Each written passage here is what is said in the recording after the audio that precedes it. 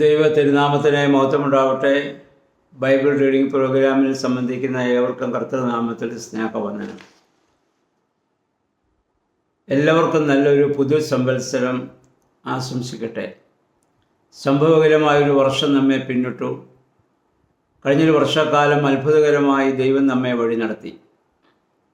Bible reading programme ഏറെ അനുഗ്രഹമായി മുന്നോട്ട് പോകുവാൻ ദൈവം എല്ലാ അനുഗ്രഹങ്ങളും നമുക്ക് നൽകി. ഇതിൽ പങ്കെടുത്ത എല്ലാവരെയും പ്രത്യേകം ഓർക്കുകയും ദൈവം നിങ്ങളെ അനവരതമായി അനുഗ്രഹിക്കട്ടെ എന്ന് പ്രത്യേകമായി പ്രാർത്ഥിക്കുകയും 2026 ഈ വർഷം സന്തോഷത്തിൻ്റെയും സമാധാനത്തിൻ്റെയും ദൈവാനുഭവത്തിൻ്റെയും ഒരു വർഷമായി തീരട്ടെ എന്ന് പ്രാർത്ഥിക്കുകയും ആശംസിക്കുകയും പുതുവത്സരത്തിൻ്റെ എല്ലാ മംഗളാശംസകളും കർത്തൃനാമത്തിൽ വിനീതമായി അറിയിക്കുകയും ചെയ്യുന്നു. ഈ വർഷം ബൈബിൾ റീഡിങ്ങിൽ നമുക്കേറെ മുന്നോട്ട് പോകുവാൻ തക്കവണ്ണം ഇവിടെയാണ്. കഴിഞ്ഞൊരു വർഷക്കാലം മുഴുവൻ നമ്മൾ എല്ലാ ദിവസവും വേദപുസ്തകം വായിക്കുകയും ധ്യാനിക്കുകയും ചെയ്തു. പഴയ നിയമത്തിലെ പഞ്ചഗ്രന്ഥങ്ങളിലെ പുതിയ നിയമം എല്ലാം നമ്മൾ വായിച്ചു കഴിഞ്ഞു. പഴയ നിയമത്തിലെ പഞ്ചഗ്രന്ഥങ്ങളിലെ 4 പുസ്തകം വായിച്ചു. 5-ാം പുസ്തകം ആവർത്തന പുസ്തകത്തിലേക്ക് നമ്മൾ ഇന്ന് പ്രവേശിക്കുകയാണ്. ഈ വർഷം മറ്റുള്ളവരെ കൂടി ബൈബിൾ വായിക്കുവാൻ തക്കവണ്ണം നിങ്ങൾ പ്രേരിപ്പിക്കുകയും നിങ്ങൾ അതിനുവേണ്ടി പ്രത്യേകമായി പ്രാർത്ഥിക്കുകയും ആത്മാർത്ഥമായി സഹകരിക്കുകയും ചെയ്യണമെന്ന് വളരെ വിനീതമായി കർത്തൃനാമത്തിൽ അറിയിക്കട്ടെ. നമ്മുടെ ആരുടെയും മഹത്വത്തിനല്ല, ദൈവനാമ മഹത്വത്തിനും ആത്മീയമായ നമ്മുടെ പുരോഗതിക്കും നല്ല സാക്ഷ്യത്തിനും അനുഗ്രഹത്തിനും മുഖാന്തരമായി ഭവിക്കാൻ വേണ്ടിയാണ്. ആവർത്തന പുസ്തകം നിയമങ്ങളുടെ ആവർത്തനവും ദൈവികമായ ഇടപെടലുകളുടെ ഒരു പുനരവലോകനവുമാണ് ഈ അധ്യായത്തിൽ പൊതുവെ നമ്മൾ കാണുന്നത്. 1-ാം അധ്യായത്തിൽ നമുക്കറിയാം, സംഖ്യാപുസ്തകത്തിൽ പറഞ്ഞിട്ടുള്ള കാര്യങ്ങൾ വീണ്ടും മോശ ഇവിടെ ആവർത്തിച്ച് പറയുകയാണ്. പറയാൻ കാരണം ജീവിതത്തിൽ ഒരു തിരിഞ്ഞു നോട്ടം എപ്പോഴും ആവശ്യമാണ്. യഹോവയായ ദൈവം ഇസ്രായേൽ ജനത്തെ എങ്ങനെ വഴി നടത്തിയെന്നും അവർക്ക് എവിടേക്കാണ് ആ ജനത്തിന് പാളിച്ചകൾ സംഭവിച്ചതെന്നും ദൈവം എങ്ങനെ അവരെ കരുതിയെന്നും ഒക്കെ പറയാൻ വേണ്ടി, അവരെ ഓർമ്മിപ്പിക്കാൻ വേണ്ടി വീണ്ടും പഴയ നിയമത്തിലെ അല്ലെങ്കിൽ ഇതിനു മുമ്പുണ്ടായിരുന്ന ആ സംഭവങ്ങളെ മോശ ഒരിക്കൽ കൂടി ആവർത്തിച്ച് ഇവിടെ എഴുതുകയാണ്. പ്രിയമുള്ളവരെ, നമ്മുടെ ജീവിതത്തിലും ഒരു വലിയ തിരിഞ്ഞു നോട്ടം നമുക്ക് എപ്പോഴും ആവശ്യമാണ്. കഴിഞ്ഞൊരു വർഷക്കാലം ദൈവം നമ്മളെ വഴി നടത്തിയത് അനുഗ്രഹങ്ങളെ ഓർത്ത് അതിൽ ദൈവത്തെ മഹത്വപ്പെടുത്തുവാനും വന്നുപോയ കുറവുകൾ ഓർത്ത് പശ്ചാത്തപിച്ചത് ഏറ്റുപറയുന്നതിനും ഒരു പുതുക്കത്തോടെ മുന്നോട്ട് പോകുവാനും ഒരു തിരിഞ്ഞു നോട്ടം നമ്മെ സഹായിക്കും. ആ തിരിഞ്ഞു നോട്ടം വിശ്വാസത്തിൻ്റെ വർധനവിന് കാരണമായിട്ട് തീരും. ദൈവം എത്രമാത്രം നമ്മളെ കരുതിയെന്നുള്ളത് നമ്മൾ ഓർക്കുമ്പോൾ മുന്നോട്ട് പ്രത്യാശയോടെ യാത്ര ചെയ്യുവാനുള്ള ധൈര്യവും പ്രത്യാശയും നമുക്ക് നൽകും. പല ജീവിത സാഹചര്യങ്ങളും നമ്മളെ നിരാശയിലേക്ക് വഴി നടത്തുമ്പോൾ കഴിഞ്ഞ കാലങ്ങളിൽ ദൈവം നമ്മെ വഴി നടത്തിയത് നമ്മൾ ഓർക്കുമെങ്കിൽ ആ നിരാശ പ്രത്യാശയിലേക്ക് നമ്മളെ വഴി നടത്തുന്നതായി നമുക്ക് കാണുവാൻ നമുക്ക് സാധിക്കും. അപ്പോൾ സകല വഴികളും അടയുന്നിടത്ത് ഒരു പ്രത്യാശയുടെ ഒരു വലിയ കിരണം, ഒരു തിരിഞ്ഞു നോട്ടം നമുക്ക് നൽകും. അങ്ങനെ ആ ബൈബിളിലേക്കുള്ള ഒരു തിരിഞ്ഞു നോട്ടത്തിൻ്റെ വർഷമായി ഈ വർഷം മാറുവാൻ നമുക്ക് ഇടയാകണം. നാം വീണുപോയിടത്തൊക്കെ ദൈവം നമ്മളെ എത്രമാത്രം നമ്മളെ കരുതിയെന്നും നമ്മൾ എത്രമാത്രം നമ്മുടെ തെറ്റുകളെ നമ്മളോട് ക്ഷമിച്ചുവെന്ന് നമ്മൾ ഓർക്കണം. അങ്ങനെ നമ്മൾ ഓർക്കുന്നത് നമ്മളോട് തെറ്റ് ചെയ്യുന്നവരോട് ക്ഷമിക്കാനുള്ള ഒരു കാരണം കൂടെ ആയിത്തീരും. ദൈവം എന്നോട് ക്ഷമിക്കുന്നത് ഞാൻ ഓർത്തെങ്കിൽ മാത്രമേ മറ്റുള്ളവരെ ക്ഷമിക്കാൻ സാധിക്കത്തുള്ളൂ.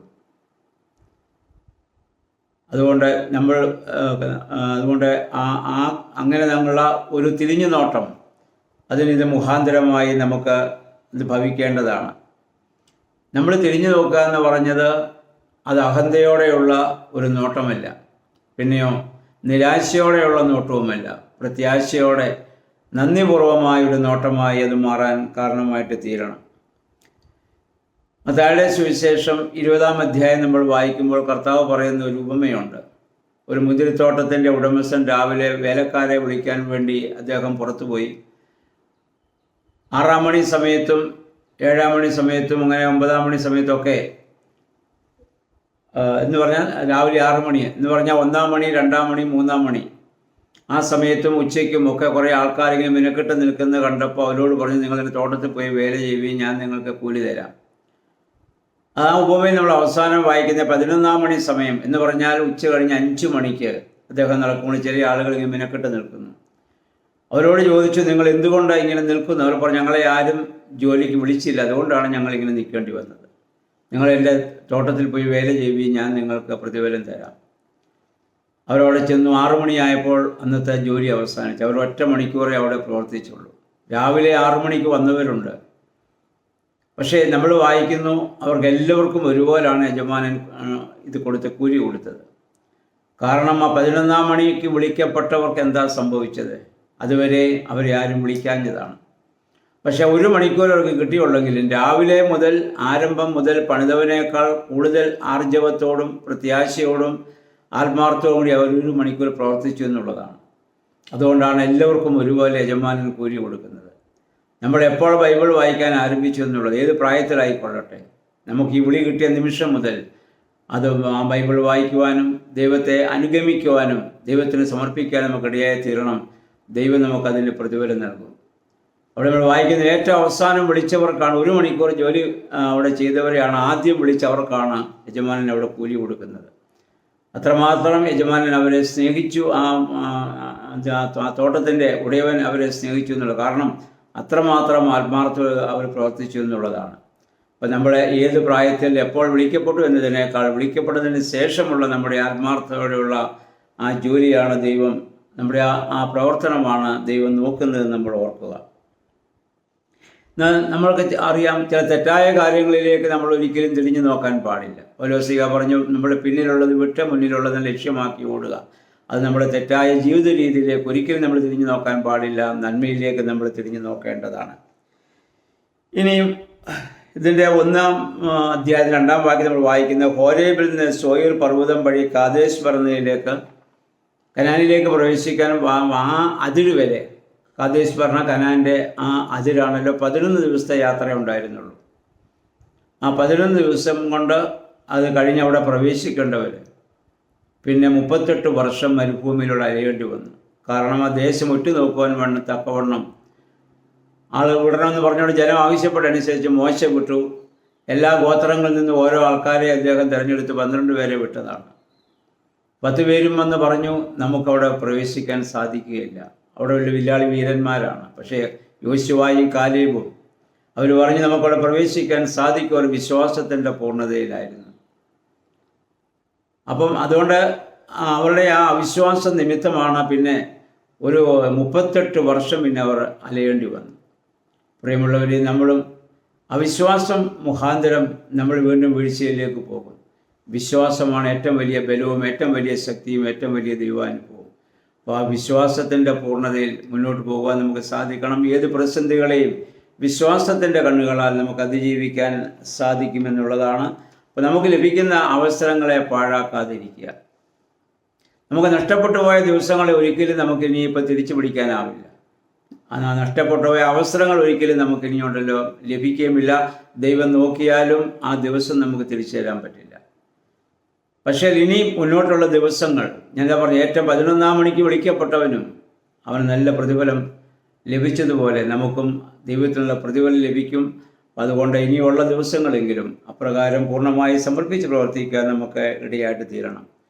1-ാം അധ്യായം 13-ാം വാക്യത്തിൽ ഇതിനു മുമ്പ് അദ്ദേഹം ന്യായാധിപന്മാരെ മോശ അവിടെ നിയമിച്ച കാര്യം പറയുന്നുണ്ട്.